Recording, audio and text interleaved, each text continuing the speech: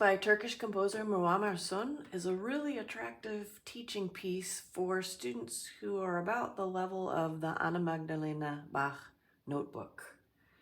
If you know the minuets, for example, this one, you'll even notice from the first phrase how the independence of the hands is very similar. The right hand starts with a scale passage, the left hand is playing a bass line going up. So what's challenging about this piece, or unfamiliar maybe for a majority of piano students, is the rhythmic mode that the composer is using. It's in a 9/8 time signature, but it's not a compound meter, 3 groupings of 3 as we know it. This time signature in Turkish music is often divided as 2 plus 2 plus 2 plus 3 eighth notes. And you'll see the left hand lays that out really clearly.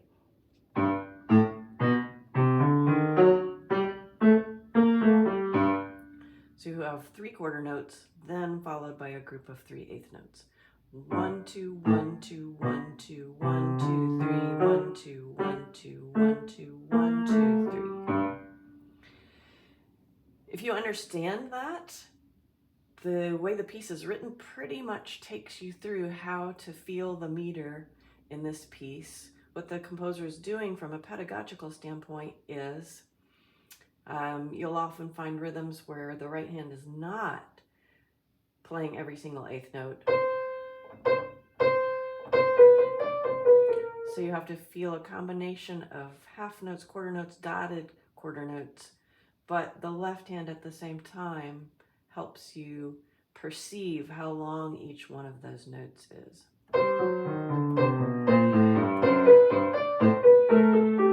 So it's a really good warm-up, so to say. The piece is attractive as itself, but it's a good warm-up for feeling these longer beats that are unequal lengths.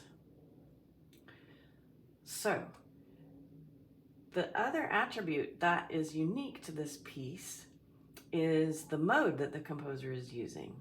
It looks like it's in G major. It starts with 2 G's in the hands, but he's actually using a mode from Turkish folk music, Turkish art music called Karcigar Makam. Makam is the modal system of Turkish music. So these are equivalent, roughly, or not so roughly, to major and minor scales that we learn as piano students, but the Makam theory has a lot more scales to learn because that music is not harmonically based. You can do a lot just with creating different scales. A little bit like ragas if you know Indian classical music. So this first, actually the left hand shows us the Makam. So you notice I started on G and I ended on A. It looks like it's a G key signature and we start with 2 G's, but actually the tonic of this mode is A. You hear that really clearly when the first 4-measure phrase ends.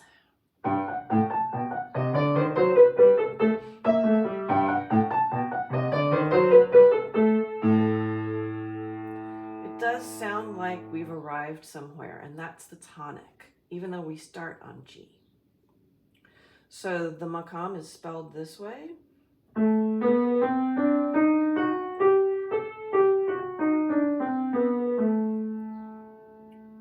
If you notice what I just played from A to A, in the order of pitches, A, B, C, D, E flat, that means the 5th note of the scale is not even a perfect 5th, which is really unusual for Western ears, but it's a typical attribute of a few Makams to have that tritone relationship between the main note and the 5th note. These modes don't function harmonically, so you'll notice the piece actually lends itself really well to playing independent parts in each hand, like a 2-voice invention or other pieces by Bach that you'll learn about this stage. Because the composer is not trying to create harmonies that go with them, you're just hearing how each scale relates to it. Now I played the scale with B natural, but you'll see B flats come up a lot. What he's toying with is the idea that this note in the actual scale is not really B and it's not B flat, it's sort of in between because Turkish music uses a different tuning system. So when you hear something like, he's sort of giving you both. Is it this or is it this? He's doing his best on the piano to kind of toy with the listener's ears. So I mentioned there's no implied harmonies here necessarily, but he does something interesting at the end. Kind of has this clashing sonority here, and then the top part clearly ends on A. The middle note of this chord in the left hand is A, but he's including the 4th and 5th scale degrees, the 5th one being the E flat. So enjoy listening to that unique sound of Karcigar Makam and exploring the 9/8 rhythmic mode.